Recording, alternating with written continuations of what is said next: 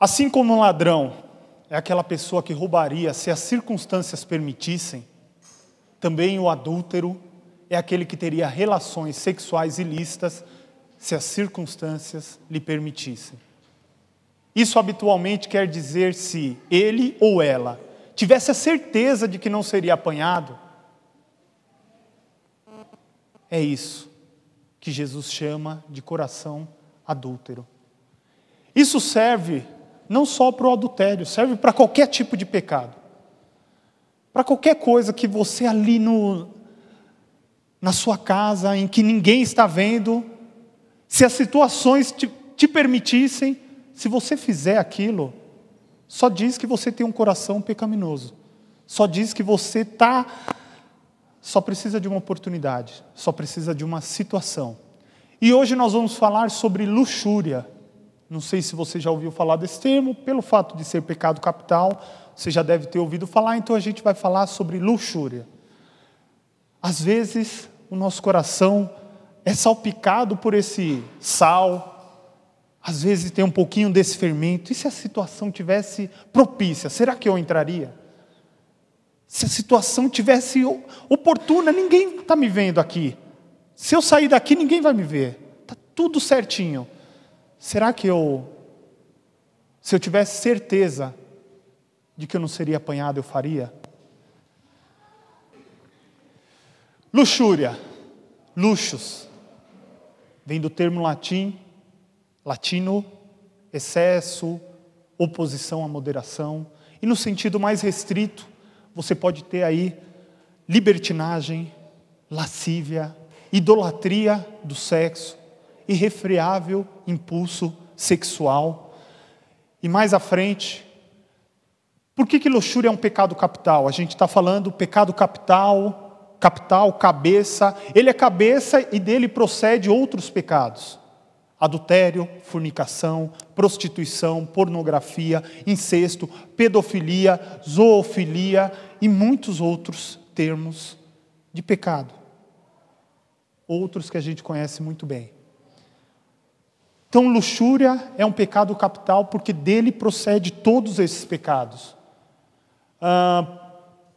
Outro pecado aí, estupro. Também, mais um outro pecado. Então, da luxúria procede todo pecado. Volta só para a gente ver o termo de novo. Luxos, luxúria, excesso, oposição à moderação. No sentido mais restrito, libertinagem, lascívia, idolatria do sexo, irrefreável impulso sexual. Queridos, é forte começar com esse tema, e na igreja existe um tabu gigantesco. Não se pode falar em sexo, ainda mais num domingo de manhã. É um tabu ainda, falar sobre questões sexuais. Tem criança aqui? Vai embora, criança. Vai para casa, não é para você. É isso que a gente sente. Nossa, falar sobre sexualidade, sobre sexo, na igreja em um domingo de manhã, é uma coisa complicada. E esse tabu vem de onde? Mas, primeiro, 2 pensamentos gregos que ocorriam muito antes do cristianismo ser fundado. Existiam outros pensamentos. Um pensamento dualista que considera bem e mal, alma e corpo, luz e trevas, céu e inferno, Deus e diabo. Então ele considera sempre um oposto ao outro. E os hedonistas, o que eles diziam? O prazer é o bem supremo da vida. Então, o cristianismo, ele olhou para essas duas correntes de pensamento e falou, com uma dá até para dialogar, com a outra. Com os dualistas, a gente dialoga. Opa, bem e mal, céu e inferno, luz e trevas, mundo e céu. Com esse dá. Com os hedonistas, a gente negou absolutamente qualquer diálogo, rechaçou. Porque esse aqui vou para a galera, vamos para cima, que o prazer é o bem supremo da vida. O prazer, eu cultuo a Deus tendo prazer nas minhas relações. É isso que eles pregam isso. Os hedonistas pregam isso. Então, ninguém é dono de ninguém. e vamos para a galera. Opa, o cristianismo olhou para tudo isso? Não. Esse aí eu já afirmo que eu sou totalmente contrário. Com os hedonistas, opa, alma e corpo, esses eu consigo dialogar, esses eu consigo afirmar, esses eu consigo contra-argumentar. Consequentemente, a partir de uma visão como essa, que nós dialogamos muito com os dualistas, a questão sexual, a sexualidade foi vista como uma coisa ruim. Por que uma coisa ruim? Não, porque o bom é a alma. E o corpo? Não, o corpo, se a gente puder sair dele o quanto antes, opa, desde que você não cometa suicídio, porque cometer um suicídio é algo mal, mesmo que você queira libertar a alma desse corpo que é pecaminoso. Então nós sugamos toda essa visão de que a alma é boa e o corpo é totalmente mal. Nós herdamos a visão de que com a alma a gente adora ao Senhor e com o nosso corpo a gente peca. Nós herdamos essa visão. Então falar de sexo, falar de algo corpóreo na igreja é algo que é um tabu até hoje. É algo que foi herdado, essa visão errônea da questão sexual. E o que a Bíblia nos diz a respeito disso? O que a Bíblia... Não precisa abrir a sua Bíblia ainda. Só um outro ponto que eu quero voltar aqui é que todos os homens têm noção do que é a luxúria. Todos os homens e mulheres, ou toda a humanidade, tem noção do que é a luxúria. Quando você passa no mercado, hoje de manhã eu passei no Extra para comprar algumas coisas para o café da manhã, você olha ali algumas revistas, do lado do caixa, que a sexualidade, a sensualidade é exagerada ali, é revista feminina, para a própria mulher, mas tem que mostrar uma sensualidade. Você entra no Globo, qualquer horário tem lá uma coluna, Globo.com, tem lá uma coluna de sensualidade. O UOL, Facebook, nós estamos recebendo uma enxurrada de mensagem de luxúria, dessa sensualidade exacerbada, dessa sensualidade sem moderação. E aí qual que é a nossa resposta? A gente é dualista, então a gente rechaça tudo. E aí a gente vai vendo que os marqueteiros entenderam isso. É só olhar uma propaganda de cerveja. Nenhuma delas fala só de cerveja. São poucas que falam só da cerveja, da composição, da cevada, da água puramente filtrada. O resto é só mulher daquele jeito. E aí a gente recebe isso todo dia. A gente recebe essa mensagem todo dia, de todos os lados. É revista de moda, só falta vender Bíblia já chegamos quase a esse ponto. Mas nós recebemos essa mensagem todo dia. E a igreja ainda se comporta ou responde de uma forma dualista. Não, corpo, a gente nega. Corpo, não, a gente não fala sobre isso. Só se for uma reunião mais fechada, aí a gente vai falar, vai ter intimidade para falar. Mas na igreja a gente não fala, porque o corpo a gente tem que rechaçar e o que vale mesmo é a alma. E querido, essa não é a postura bíblica, e hoje nós estamos aqui para ver e ter uma visão moderada sobre esse pecado. Então, corre em todos os lugares, corre na sociedade, que para você ser feliz, para você ser um cara bacana, para você ser uma mulher feliz, você precisa ter os seus desejos, uma vida sexualmente realizada. Corre aí. Você tem que fazer sexo constantemente, diariamente, senão você não é feliz, senão você não é realizado, senão você...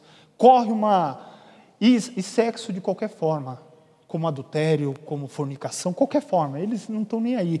Existe uma pressão da sociedade de que você não fazendo isso, você é um tonto, de que você é um bobo, de que você é boiola. Existe uma pressão na sociedade.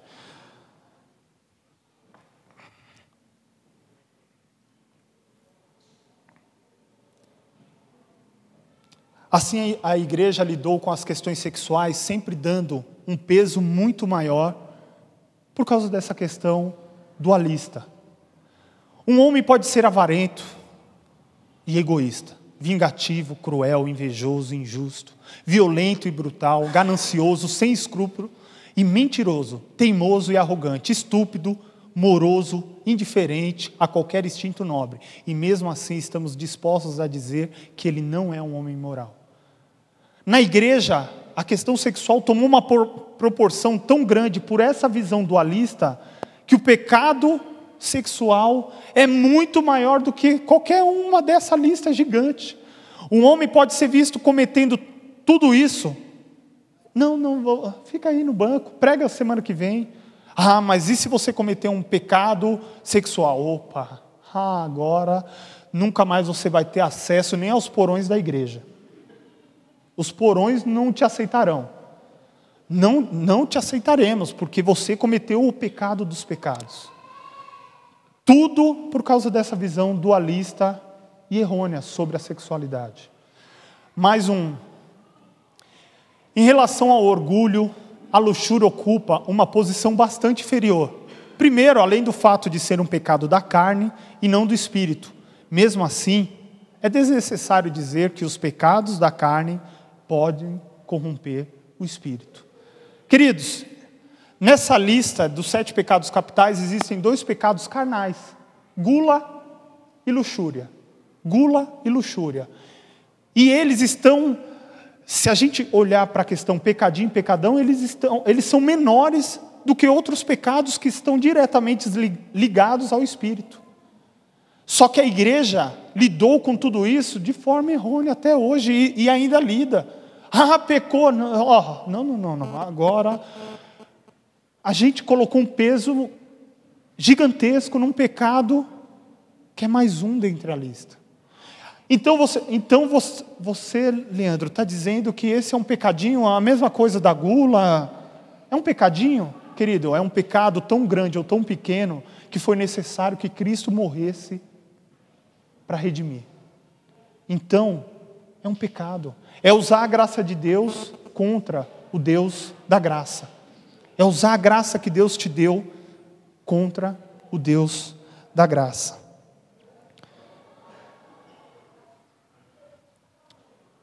Assim a igreja sempre lidou, alguém que pecasse de uma forma sexual, disciplina, exclusão, fora da igreja totalmente, não retorna para cá, porque a gente não... E a gente se esquece de que homens que frequentam o nosso ambiente pecam de outras formas. E a gente considera eles espirituais, enquanto o pecado da carne, a gente dá um peso muito maior.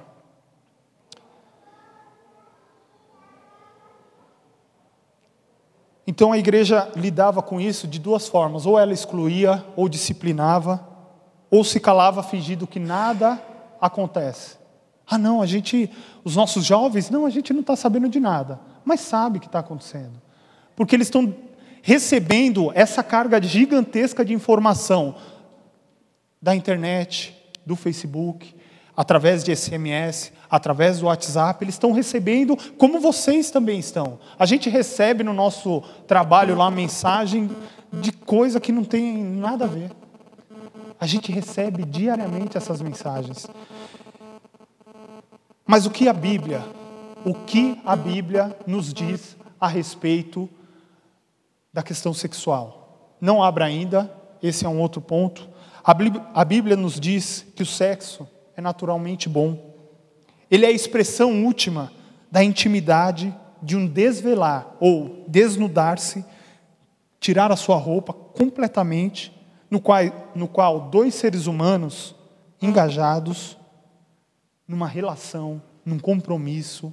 Nós estamos juntos. A nossa intimidade é tal que eu não tenho mais vergonha de ficar nu na sua frente. Eu não tenho mais vergonha porque eu tenho uma intimidade, nós temos uma relação, nós temos uma caminhada, nós temos um compromisso, nós temos um engajamento.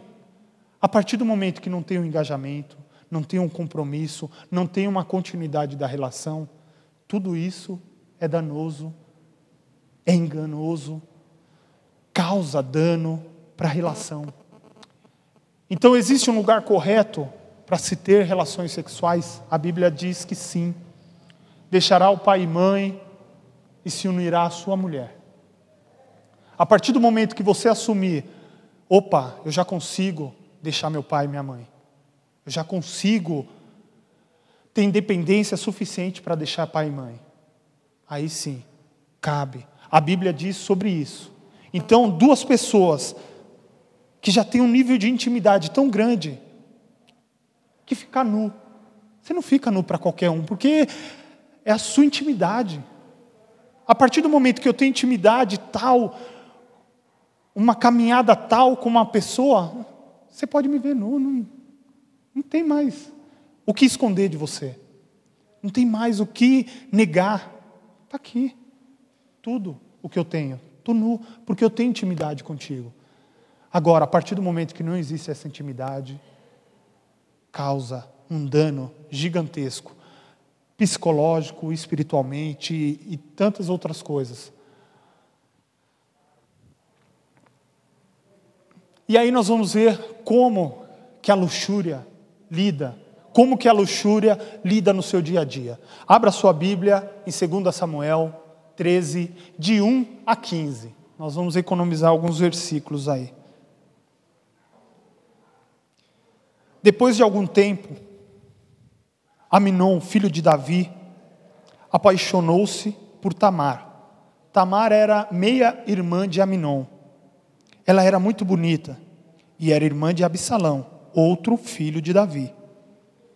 Aminon ficou angustiado a ponto de adoecer por causa de sua meia-irmã, pois ela era virgem e parecia-lhe impossível aproximar-se dela. Aminon tinha um amigo muito astuto chamado Jonadab, seu primo, filho de Simeia, irmão de Davi. Ele perguntou a Aminon: filho do rei, por que todo dia você está abatido? Quer me contar o que se passa? Aminon lhe disse: estou apaixonado por Tamar, irmã do meu meio-irmão Absalão. Vá para a cama, finge estar doente, disse Jonadab. Quando seu pai vier visitá-lo, diga-lhe: permite que minha irmã Tamar venha dar-me de comer. Gostaria que ela preparasse a comida aqui mesmo e me servisse. Assim poderei vê-la. Aminon aceitou a ideia e deitou-se, fingindo-se doente. Quando o rei foi visitá-lo, Aminon lhe disse: eu gostaria que minha irmã Tamar viesse e preparasse 2 bolos aqui mesmo e me servisse. Davi mandou dizer a Tamar, no palácio: vá à casa de seu irmão Aminon e prepare algo para ele comer. Tamar foi à casa de seu irmão, que estava deitado. Ela amassou a farinha, preparou os bolos na presença dele e os assou. Depois pegou a assadeira e lhe serviu os bolos, mas ele não quis comer. Então Aminon deu ordem para que todos saíssem, e depois que todos saíram, disse a Tamar: traga os bolos e sirva-me aqui no meu quarto. Tamar levou os bolos que havia preparado ao quarto do seu irmão. Mas quando ela se aproximou para servi-lo, ele a agarrou e disse: deite-se comigo, minha irmã. Mas ela lhe disse: não, meu irmão, não me faça essa violência. Não se faz uma coisa dessa em Israel. Não cometa essa loucura. O que seria de mim? Como eu poderia livrar-me da minha desonra? O que seria de você? Você cairia em desgraça em Israel. Fale com o rei, ele deixará que eu me case com você. Mas Aminon não quis ouvi-la, e sendo mais forte que ela, violentou-a. Logo depois, Aminon sentiu uma forte aversão por ela, mais forte do que a paixão que sentira, e lhe disse: levante-se e saia. Como que a luxúria se comporta? Primeiro, ela olha para o outro como objeto do seu prazer. Ela não olha para o outro como objeto, como pessoa. como alguém que eu queira dividir a minha intimidade. Ela só olha para o outro como objeto do meu prazer. É aquele olhar, e as mulheres são as maiores vítimas disso, de alguém no ônibus, de alguém no trem que te olha como frango de padaria. Aquele olhar que só quer usar, não quer ter uma relação de caminhada, uma relação de intimidade e compromisso. Obrigado. Ele olha como objeto. Ele desumaniza, a luxúria desumaniza a pessoa. Ela é desprovida de compromisso, termina no vazio, em um anseio ainda mais profundo. Por quê? Nunca ela é saciada. Eu já contei na outra igreja que eu pastoreei, uma amiga que trabalhava comigo, ela tinha um casal de amigos, e eles buscavam sempre aventuras na questão sexual, e sempre buscando aventuras novas. Até que chegou um momento em que eles aceitaram, os dois, de comum acordo, irem a uma casa de swing. Quando o marido viu a mulher fazendo tudo aquilo, ele se matou. Por quê, queridos? A luxúria é insaciável, ela sempre vai te pedir mais. Ela desumaniza a pessoa. Você é apenas um objeto. Enquanto você pode oferecer alguma coisa de vaidade, ela te aplaude, ela te eleva. Enquanto você pode oferecer alguma coisa, mas a partir do momento que você não pode oferecer mais nada, ela te joga fora. Você não racionaliza mais, você não pensa com a cabeça, você não dá lugar ao Espírito Santo para que ele fale ao seu coração. Você age como um animal. Não, eu preciso. E aí seu pai fala, não, você não precisa. Não, mas você arranja um jeito, você monta um teatro ali para despistar e você vai, porque você não está pensando com a cabeça. Você vai. Ela te desumaniza, ela tira a sua tomada de decisão, a sua racionalidade para uma tomada de decisão. E ela te usa como objeto, ou do prazer do outro, ou do seu próprio prazer. E aí o que ela faz também? Ela se envolve de palavras de amor. Ela se apresenta cheia de palavras de amor. Nossa, eu te amo tanto. Mas na verdade o amor que existe ali é um amor pessoal, de satisfação pessoal. Se você satisfizer o outro, ele te ama com todo o coração. A partir do momento que você não satisfizer, frustração, inveja de um outro que tem outro tipo de relação e luxúria exacerbada. Ele desumaniza, ele trata você como objeto. A partir do momento que você não fez, como no caso de Aminon aqui, acabou. Toda a paixão que ele sentia agora se torna em repulsa. Eu não te quero mais, eu não quero compromisso com você, eu não quero uma relação dia após dia contigo. Eu só queria te usar. É isso que a luxúria fala para cada um de nós, e é isso que a luxúria fala sobre a vaidade. Enquanto a pessoa pode oferecer alguma coisa, enquanto a pessoa pode oferecer um corpo, o corpo do corpo, a utopia do corpo, enquanto a vaidade pode oferecer isso, a luxúria aplaude. A partir do momento que ela não pode oferecer mais nada, a luxúria despreza e repudia. Ela joga fora. Então o que a Bíblia nos diz? Sexo é bom. Para uma relação de continuidade, de compromisso, de dia a dia. É uma intimidade tal que eu posso me desnudar diante do meu companheiro, daquele com quem eu me casei. E existe possibilidade para que dentro do casamento a luxúria aconteça? Existe. Como? A partir do momento que eu considero minha esposa como objeto do meu prazer. A gente está ali brigado um mês. Mas hoje a gente vai ter que ter relação. Por quê? Porque eu mando. Eu mando na relação. Você tem que ser o objeto do meu prazer. Eu preciso me saciar, eu preciso ficar tranquilo. Preciso relaxar. E você é só objeto. Então, dentro do matrimônio, pode ter um mesmo pecado que tem lá fora, queridos.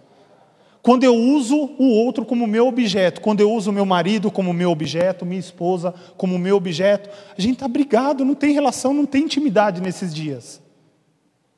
A gente está sem intimidade, a gente está sem compromisso aqui, ó. A gente não conversa. E agora só está utilizando. E aí utiliza, um vira para um lado, outro vira para o outro. E ronca. E ronca. Então, queridos, até dentro do matrimônio existe a possibilidade de pecarmos dessa forma, considerando o outro como objeto, considerando o outro como meio ou fonte do meu prazer. Porque eu preciso, eu quero, eu sou o centro. E aí, queridos, como eu devo tratar com tudo isso? Como eu trato? Eu já vi o exemplo de Aminon. Eu estou entendendo que aqui até num relacionamento sadio, num casamento, existe essa possibilidade. Quando eu ligo a TV, existe essa possibilidade. Quando eu ligo a internet, existe a possibilidade de eu cair nas entranhas, de eu cair na rede, de eu cair na teia da luxúria. Como? Como que eu trato isso?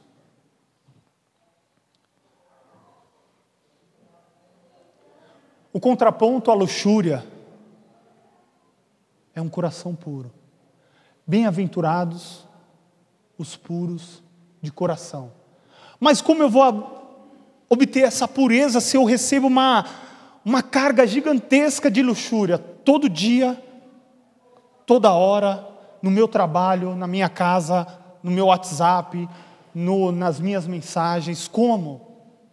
Eu poderia dar aqui diversos passos para que você conseguisse sair dessa teia. O primeiro ponto é sinceridade. É não se deixar enganar de que você não comete esse pecado. Junto a qualquer um dos 7 pecados, um engano vem fortemente dizendo: não, você só deu uma olhada. Você não fez de fato. E o engano vai entrando. Não, de fato, eu acho que eu não fiz mesmo. Eu acho que eu não pequei, mas você sabe lá no âmago, no seu interior, que você pecou. E aí, a primeira coisa é trate com sinceridade. Não é o maior dos pecados. A gente já viu que ele é o pecado da carne. Não é o maior dos pecados. A igreja lidou com isso como o maior dos pecados, mas a gente viu que ela carrega uma história ou um ponto, uma reflexão dualística. Ou seja, céu e inferno. Então não é o maior dos pecados. É um pecado tão grande ou tão pequeno que foi necessário que Jesus morresse na cruz para te redimir, para te lavar. Então, queridos, primeira coisa é tratar com sinceridade. Você não precisa levantar a mão, mas você pode falar aqui, ó. Poxa, às vezes eu me pego olhando algumas dessas coisas, pornografia, às vezes eu me pego pensando, e Jesus foi muito além, quando ele falou para os fariseus, quando você pensa, não é só adulterar, o adultério não é quando você faz, é quando você pensou, você já deitou, você é pecador, filho, você já foi. No seu coração existe esse impulso, esse coração adúltero. Então você já foi, você já pecou. Então, queridos, é ter sinceridade, primeiro, sinceridade em assumir. Opa, eu de fato tenho muito a aprender nesse ponto. E aí um segundo ponto, a partir do momento que eu assumo, a partir do momento que eu tenho sinceridade comigo mesmo e falo, não, eu preciso de ajuda nesse ponto, eu poderia já te dar um outro ponto, disciplina. Mas eu não vou dar esse ponto porque disciplina por disciplina, você começa, estou lendo a Bíblia todo dia. Olha, não estou assistindo mais aquelas coisas. Não estou abrindo essas páginas de internet. Mas no dia que você olhar, você vai se sentir o quê? Desiludido e frustrado. Então, a partir do momento que você tem sinceridade, volte ao Senhor. Opa, eu assumo. Deus, eu preciso aprender. Deus, me perdoa. Que a Tua graça me encha. Que a Tua graça sobre.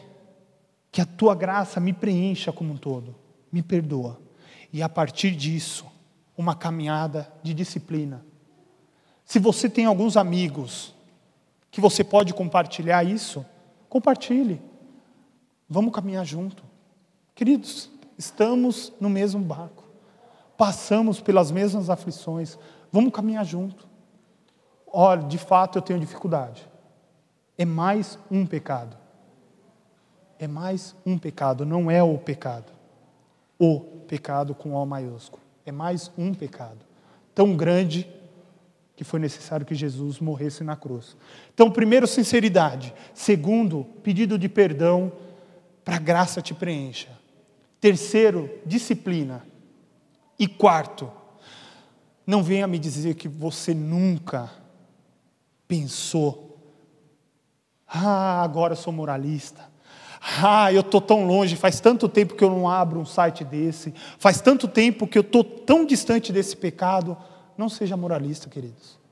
Se você não caiu nesse, você pode cair em um dos outros.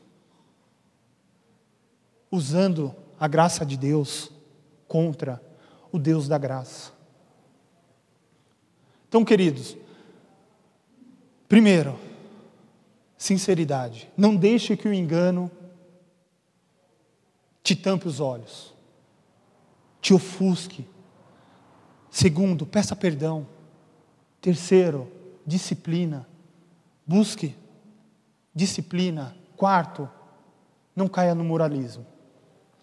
Então, queridos, diante de tudo que nós ouvimos e diante de toda a carga que a gente tem recebido dia após dia na internet, no Facebook, e gente dizendo assim, você é tonto, você vai lá na igreja, você é um escravo da religião, besta. Está todo mundo dizendo isso, você é um boiola, que você não pegou aquela oportunidade lá.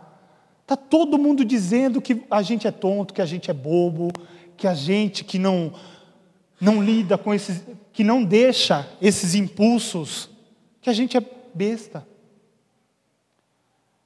E aí eles falam, quem de fato faz isso é livre. É livre. Hoje eu tenho liberdade, eu escolho uma, amanhã eu escolho outra. Eu sou livre. Livre, queridos, não é quem diz sim para todas as coisas. Porque quem diz sim para todas as coisas é escravo do outro. Livre é quem pode dizer sim e não. Livre é quem pode dizer sim e não para todas as coisas. Posso tudo, mas nem tudo me convém. É mais um pecado, tão grande ou tão pequeno, que Jesus teve que morrer, teve que vir e morrer por cada um de nós. Que Deus nos ajude e que a graça dEle nos preencha e que a gente possa ter disciplina para uma nova caminhada, um novo estilo de vida. Amém?